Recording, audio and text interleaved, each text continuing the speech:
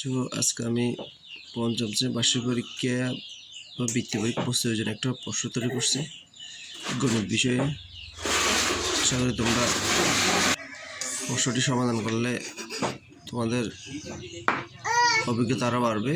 সাপ্তাহিক পরীক্ষা সেপ্টেম্বর 2025, পঞ্চম শ্রেণীর বিষয় গণিত বার্ষিক বৃত্তি পরীক্ষার জন্য প্রস্তুতি।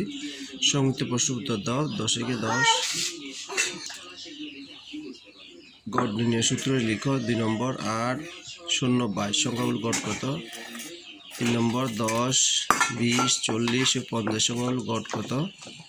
4 নম্বর 5টি সংখ্যার গড় 81 হলে তাদের সমষ্টি কত? 6 নম্বর 5 নম্বর 10টি সংখ্যার যোগফল 200 হলে সংখ্যাগুলো গড় কত? 6 নম্বর শতকরা মান কত? 7 নম্বর 4/3কে শতকরা প্রকাশ করো। 8 নম্বর 60-এর 5% সমান কত? 9 নম্বর 25টি কলার 16% কত? 10 নম্বর আসলের সূত্র কত? শূন্যস্থান পূরণ করো। 5 দুগুণ 10, 5টি আছে 10 নম্বর। 1 নম্বর লাভ ও ক্ষতি সবসময় ড্যাশ উপর নির্ভর করে। 2 শতকরা ড্যাশ প্রতীক দ্বারা প্রকাশ করা হয়। 3 নম্বর 120 কিলোগ্রামের 20% হলো ড্যাশ কিলোগ্রাম। 4 নম্বর 20, 15, 25 সংখ্যাগুলোর গড় ড্যাশ। 5 নম্বর 12, 14, 18 ড্যাশ সংখ্যাগুলোর গড় 11। 3 নম্বর নিচের 6টি প্রশ্ন উত্তর দাও। একটা 5 নম্বর করে 530 এক সখীপুর গ্রামের মোট জনসংখ্যা 1280 জন, তার মধ্যে 40% লোক শিক্ষিত লোকের সংখ্যা নির্ণয় করো।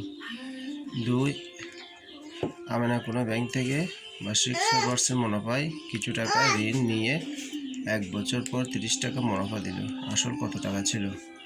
3 নম্বর একজন বিক্রেতা ক্রয়মূল্যের চাইতে 12% কমে 7040 টাকায় একটি টেবিল বিক্রি করা হলো। টেবিলটি ক্রয়মূল্য কত ছিল?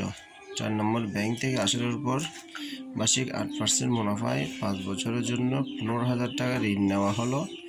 5 বছর পর কত টাকা পরিশোধ করতে হবে? 5 নম্বর 6টি টেবিলের ওজন 924 গ্রাম।